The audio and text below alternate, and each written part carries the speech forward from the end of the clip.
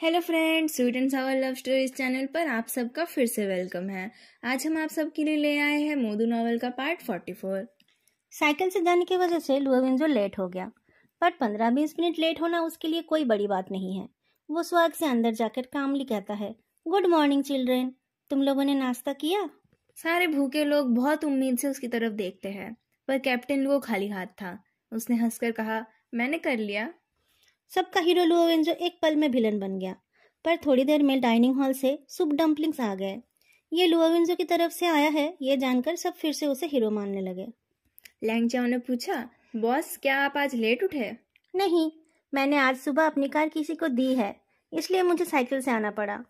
लुओवेंजो बेझिझक लोगों को अपनी कार दे देता है, और जब वो कैजुअल ड्रेस में किसी इन्वेस्टिगेशन के लिए जाता है तब भी वो अपनी कार ले जाता है। उसके कलीग्स भी डेट पर जाने के लिए उसकी कार ले जाते हैं, पर सुबह सुबह किसी को कार देना अजीब बात थी। इतनी सुबह आपने किसको अपनी कार दे दी? क्या रात को आपके साथ कोई था? लुओवेंजो मजे लेते हुए बोलता है, सिंगल होने का यही फायदा है, बहुत कुछ एंजॉय किया जा सकता है। तुम लोग कंप्लेन क्यों कर रहे हो? लुओवेंजो सिटी ब्यूरो के मोबाइल ऑफिसिंग सिस्टम में लॉग इन करता है। जब से यांगबो पर नजर रखने वालों की आइडेंटिटी लीक हुई है, तब से उसे इसे चेक करने की आदत हो गई है। लैंग चाओ बताती है कि एडमिन ऑफिस से कुछ लोगों को भेजने के लिए बोला गया है। ईयर एंडिंग में एक जनरल सेफ्टी प्रोपेगेंडा पर एक कैंपेन होगा। सिटी ब्यूरो के मोबाइल ऑफिसिंग सिस्टम को सिटी ब्यूरो वाले कार्ड पंचर बोलते हैं। उस कार्ड पंचर को चेक करते हुए लुओवेंजो को एक केस दिखा। एक मिडिल स्कूल के कुछ स्टूडेंट्स एक साथ भाग गए हैं। यूफिन मिडिल स्कूल में सारे बच्चे हॉस्टल में ही रहते हैं और हफ्ते में एक बार घर जा पाते हैं, पर इस हफ्ते कुछ बच्चे रात को दीवार लांघकर भाग गए हैं। उनमें से एक स्टूडेंट ने एक लेटर छोड़ा है जिसमें उसने बताया है कि वो लोग बहुत ज़्यादा स्ट्रेस और लोनलीनेस की वजह से भाग रहे हैं। ये केस सिटी ब्यूरो में क्यों आया है? क्या इसके बाद हम गोल्डन रिट्रीवर्स ढूंढने जाएंगे? लुओवेंजो ने कहा। लैंग चाओ आकर देखती है, ओह ये वाला केस। ये केस कोई लोकल पुलिस स्टेशन सॉल्व नहीं कर पाएगा। इंटरनेट पुलिस और भी बहुत सारे डिपार्टमेंट्स मिलकर इस पर काम कर रहे हैं। शायद उन लोगों ने इसे गलती से हमारे पास भेज दिया है। तावरन हैरान होकर पूछता है, खोए हुए बच्चों को ढूंढने के लिए इंटरनेट पुलिस का क्या काम है? क्योंकि उस बच्चे ने जो लेटर छोड़ा था वो ऑनलाइन पॉपुलर हो गया है। लैंग चाओ अपना फ़ोन खोलकर दिखाती है, बहुत लोगों ने इसे रिपोस्ट किया है। शायद वो बच्चे इसे देखकर कुछ रिप्लाई कर दें जिससे उनकी लोकेशन का पता चल जाए। 3 दिन हो गए हैं, वो बच्चे अभी तक नहीं मिले? लुओवेंजो ने पूछा। छोटे बच्चों का खो जाना और टीनेजर्स का भाग जाना एक बात नहीं है। ये लड़के और लड़कियां मिडिल स्कूल के स्टूडेंट्स हैं। उनकी उम्र 14-15 साल है। वो अपने आप भागे हैं, इसलिए ज़्यादा डरने की बात नहीं है, और उनको पकड़ना भी ज़्यादा मुश्किल नहीं होना चाहिए। पैसे ख़त्म हो जाने पर भागे हुए बच्चे जनरली खुद ही वापस आ जाते हैं, पर 3 दिन तक उनका कोई अता पता नहीं है। पता नहीं वो लोग कहाँ चले गए, लेंग चियाओ ने कहा। जब मैं उस उम्र की थी तब मुझे तो डेटिंग करने से ही फुर्सत नहीं मिलती थी। हाँ, इसलिए तुम्हें पढ़ाई करने का भी टाइम नहीं मिलता था, लुओवेंजो ने कहा। चलो अब मीटिंग के लिए रेडी हो जाओ। 6-7 महीनों तक दिन रात काम करके सिटी ब्यूरो वालों को कुछ फुर्सत के पल मिले थे। लुओवेंजो ने एक गेम्स का सेशन अरेंज कर लिया। नहीं, एक एजुकेशन सेशन, जहाँ ताओरन फ्लैट वॉइस में कुछ स्टडी मटेरियल पढ़ रहा था और उसके मिडिल एज्ड और एल्डरली कॉलिग्स धीमी आवाज में बच्चों की पढ़ाई के बारे में कंप्लेन कर रहे थे, और यंग कॉलिग्स कैप्टन लुओ के लीडरशिप में ऑनलाइन गेम खेल रहे थे। कितना अच्छा होता है अगर हर रोज ऐसा होता। जब यान सिटी ठंड और स्नो में घिरा हुआ है और सब लोग लेजी हो गए हैं, सिटी ब्यूरो वाले भी एक कॉन्फ्रेंस रूम में हाइबरनेशन कर रहे हैं। गेम जीतकर लुओवेंजो टेबल के नीचे अपने टीम मेंबर्स के साथ हाई फाइव करता है और साथ में स्कूल में पढ़ने वाले फेदू के बारे में सोचता है। उस टाइम उसकी माँ की डेथ हुई थी। उसके पापा भी वैसे हैं। वो तो किसी को कुछ बोल भी नहीं पाता था। क्या वो क्लास में ध्यान देता था? क्या वो सोचता था कि वो कौन सा यूनिवर्सिटी में जाएगा? क्या उसे रोमांस करने का टाइम मिलता था? बॉस, हम एक और राउंड खेल रहे हैं, जल्दी ज्वाइन हो जाओ। लुओवेंजो फिर से अपना ओवरहीटेड फोन उठा लेता है। उसे लगा कि फेदू एक जहर के जैसा है जो उसके दिमाग के अंदर जाकर उसे हैरास करता रहता है। फेदू को अपने क्राइम के बारे में पता ही नहीं था। वो कार लेकर यान सिटी यूनिवर्सिटी की तरफ जा रहा था। वो पान यूनतेंग से मिलने पहुंच गया था। टीचर पान डॉक्टर बाई के हस्बैंड है। जब फेदू यान सिक्योरिटी यूनिवर्सिटी में आया तब टीचर पान उसके टेम्पोररी एकेडमिक एडवाइजर थे, और जब उनको एक रेयर अपॉर्चुनिटी मिली तब उन्होंने कोइंसिडेंटली फेदू को ही पिक्चर एल्बम प्रोजेक्ट की रिस्पॉन्सिबिलिटी दे दी थी। फेदू को देखकर वो पूछते हैं, फेदू तुम हॉस्पिटल से रिलीज हो गए हो? आओ बैठो। जब फेदू हॉस्पिटल में था तब डॉक्टर बाई और टीचर पैन उससे मिलने गए थे। वो उस टाइम भी पूरी तरह ठीक नहीं हुआ था। आज उसने कार में हीटिंग ऑन कर ली थी, फिर भी उसके हाथों का बुरा हाल था। पान यूनतेंग की दी हुई हॉट ड्रिंक को पकड़कर फेदू के हाथ धीरे धीरे गर्म हुए। मुझे और कोई फॉलोअप ट्रीटमेंट की ज़रूरत नहीं थी, तो हॉस्पिटल में रहने का क्या मतलब था? घर में ज़्यादा आराम है। और फिर मैं सोच रहा था कि अगर मैं ज़्यादा लेट हो जाऊं तो सेमेस्टर ही ख़त्म हो जाएगा। क्या आप मेरा साल रिपीट करवाएंगे? चलो सीरियस बातें करते हैं। पान यूनतेंग ने उसके जोक को अनसुना कर दिया। फ्रंट लाइन क्रिमिनल पुलिसमैन को जान का खतरा रहता है, पर एक स्टूडेंट जो कि बस कुछ डॉक्यूमेंट्स के लिए सिटी ब्यूरो गया था, उसके साथ भी ऐसा कुछ हो गया, ये तो मैंने पहले कभी नहीं सुना था। ये एक कोइंसिडेंस है। सिटी ब्यूरो में इनफ कार्ड नहीं थे, इसलिए मैंने उन्हें अपनी कार्ड दी थी। फेदू चेयर में ठेस लगाकर बैठता है। मैंने सुना कि कैप्टन लुओ ने अपने सेल्फ एक्सप्लेनेशन में मेरे बारे में जो लिखा है वो पब्लिकेशन के लिए गया है। टीचर, क्या आपने मेरा होमवर्क चेक किया है? पान यूनतेंग फेदू को घूरते हुए कंप्यूटर में उसका पेपर खोलते हैं। टीचर पान अपनी पढ़ाई के मामले में बहुत सीरियस है। उनके ऑफिस में एक टीवी है फ्री टाइम में, जिसमें लीगल चैनल चलता रहता है। जब से फेदू आया था तब से उस चैनल पर रूरल पुलिस स्टोरीज चल रही थी। उसमें एक केस दिखाया जा रहा था जिसमें एक औरत घर के बाहर रोड के साइड मरी हुई मिली थी। उसकी बॉडी के पास स्किड मार्क्स थे। पुलिस ने जल्द ही उस कार वाले को पकड़ लिया था। उसने कहा कि वो रात को शराब पीकर गाड़ी चला रहा था और उसने उस विक्टिम के ऊपर गाड़ी चला दी थी। पर उस विक्टिम की बॉडी देखकर पता चल रहा था कि उसकी मौत की वजह एक्सीडेंट नहीं थी, उसके पीछे कुछ और रीजन था। टीचर पान ने टीवी बंद कर दिया तो फेदू ने पूछा, मेडिकल ऑफिसर्स को तो पता ही चल जाए कि मौत कार एक्सीडेंट से हुई है या फिर किसी और वजह से। ऐसे प्लॉट करने का क्या मतलब है? तुम अगर उन फाइल्स को अच्छे से पढ़ते जिनको तुमने अरेंज किया है तो तुम्हें पता चलता कि ज़्यादातर क्रिमिनल्स के पास सफिशिएंट कॉमन सेंस या इंटेलिजेंस नहीं होता है। टीचर पैन फेदू के पेपर को चेक करते हुए बोलते हैं, कुछ तो हिट ऑफ द मोमेंट पर मर्डर करते हैं और कुछ बहुत बुद्धू होते हैं, और वो लोग र्यूमर्स पर विश्वास करके मॉडर्न क्रिमिनल इन्वेस्टिगेशन को मिसलीड करने का सोचते हैं। पकड़ना मुश्किल है, ऐसे क्रिमिनल्स बहुत रेयर है। हाँ, कम्युनल ट्रेंड्स। तुमने इस टर्म को बहुत डेलिकेटली यूज़ किया है। तुमने इस सब्जेक्ट पर क्यों लिखा? क्योंकि आपकी बात सही है। बहुत रिमोट एरिया को छोड़कर मॉडर्न इन्वेस्टिगेशन टेक्निक को अवॉइड करना बहुत मुश्किल है, और लोगों की मानसिक स्थिति भी सही नहीं होती है।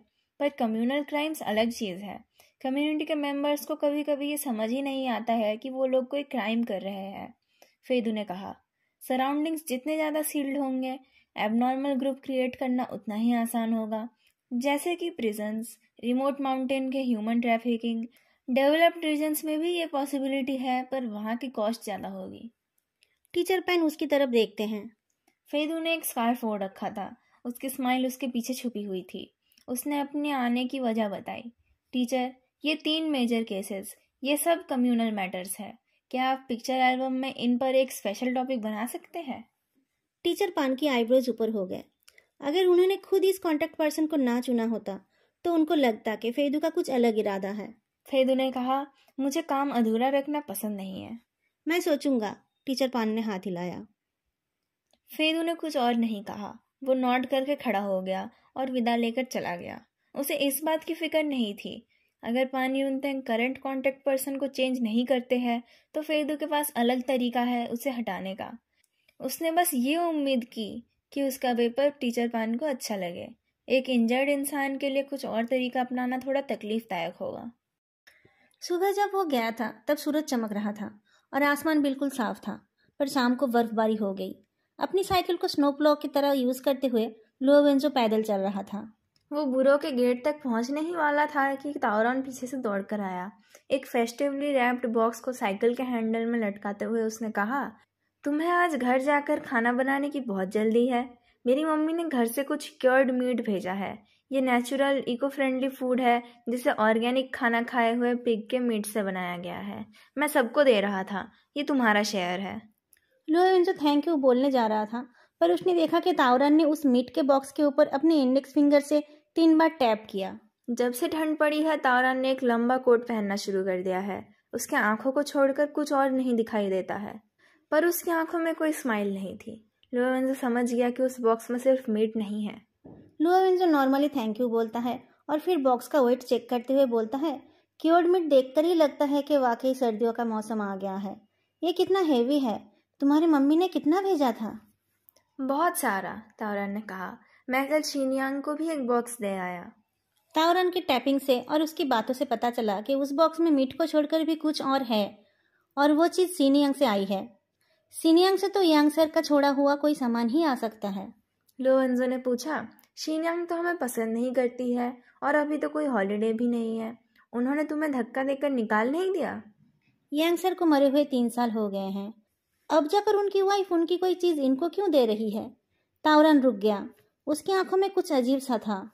हवा बहुत ठंडी थी, जो इंसान के हड्डियों तक को फ्रीज कर रही थी। नेशनल डे में जो रेड बैनर्स बुरों के गेट में लगाए गए थे, उन्हें उतारा नहीं गया था। बर्फीली हवा में वो लहरा रहे थे। लो वेंजो सीधा खड़ा हो गया। उसे कुछ अजीब सा अंदेशा होने लगा। सीनियांग पिछले महीने हॉस्पिटल गई तो पता चला कि उन्हें लिम्फोमा है, लास्ट स्टेज।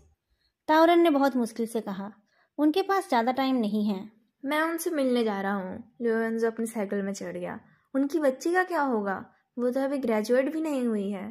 तावरन उसकी कोहनी पकड़ लेता है और गर्दन हिलाता है। आज देर हो गई है, वो रेस्ट कर रही होगी। घर चले जाओ। फिर मीट के बॉक्स में टैप करते हुए बोलता है, ऐसा नहीं कि सब लोग तुम्हें पसंद करते हैं। तुम्हें देखकर शायद उनको अच्छा ना लगे।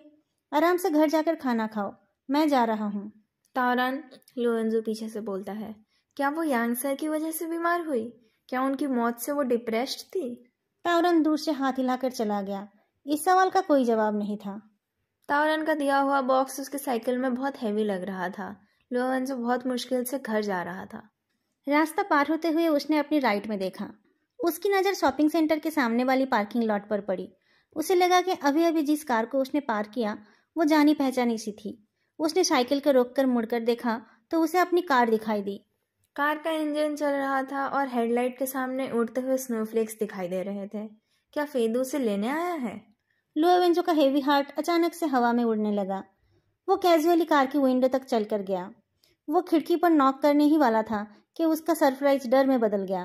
पता नहीं फेदू कब से इंतजार कर रहा था। वो ड्राइवर सीट पर कर्ड-अप होकर सो रहा था। कार की हीटिंग हाई पर थी और ठंड के डर से उसने विंडो को अच्छे से बंद कर रखा था। ठंडी हवा लुओ वेंजो के चेस्ट में जाकर उसे बर्स्ट करने वाली थी। वो खिड़की में धक्का देने लगा। फेदू, फेदू। जब वो खिड़की तोड़ने का सोचने लगा तब जाकर फेदू की नींद खुली। उसे शायद होश ही नहीं था कि वो कहाँ है। थोड़ी देर में उसने साउंड के सोर्स को नोटिस किया। वो आंखें घिसते हुए कार का दरवाजा खोलता है। क्या आपकी? उसका सवाल खत्म होने से पहले ही लुओ वेंजो ने उसका कॉलर पकड़कर उसे बाहर निकाल लिया और फिर उसके कान के पास गरज उठा। तुम मरने की कोशिश कर रहे हो या तुम में कोई कॉमन सेंस नहीं है? फेदू लड़खड़ा गया।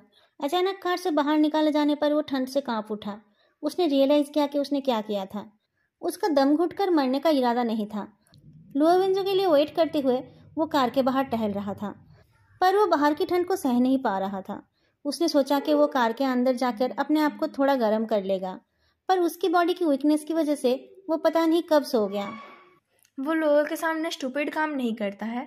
वो अपसेट होकर बोलता है, एक्चुअली मैं। लुओ वेंजो उसकी कोई सफाई सुनना नहीं चाहता था। उसने फेदू को खींचकर पैसेंजर सीट पर बिठा दिया और फिर ड्राइवर सीट पर बैठकर कार चलाने लगा। पार्किंग लॉट से निकलकर उसे याद आया कि वो कुछ भूल रहा है।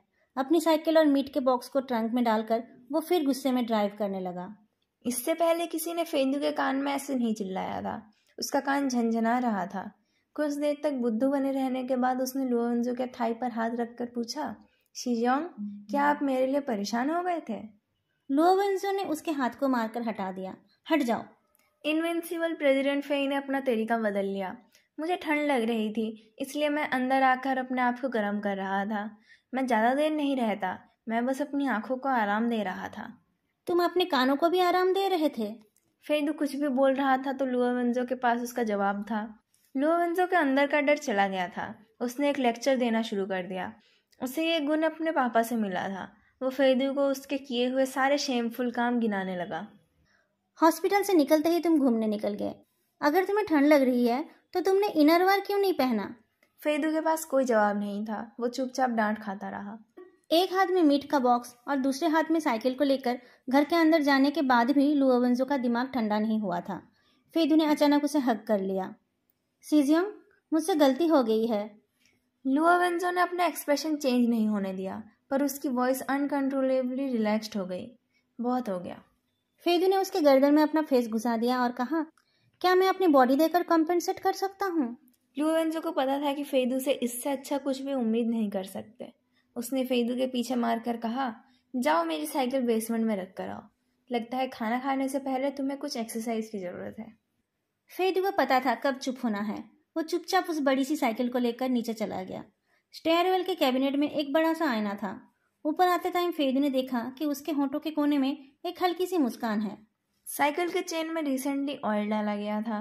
फेदू के नीटली प्रेस्ड पैंट में ऑयल का स्टेन लग गया था। फेदू अपनी मुस्कान का कारण समझने की कोशिश कर रहा था, पर लुओ वेंजो ने किचन से चिल्लाया, खाना बनने का इंतजार मत करो, आकर कुछ मदद कर दो। तुम्हें सब्जी धोना आता है? नहीं। तुम्हें कुछ नहीं आता। तुम लुओ यूगो की तरह ही निकम्मे हो।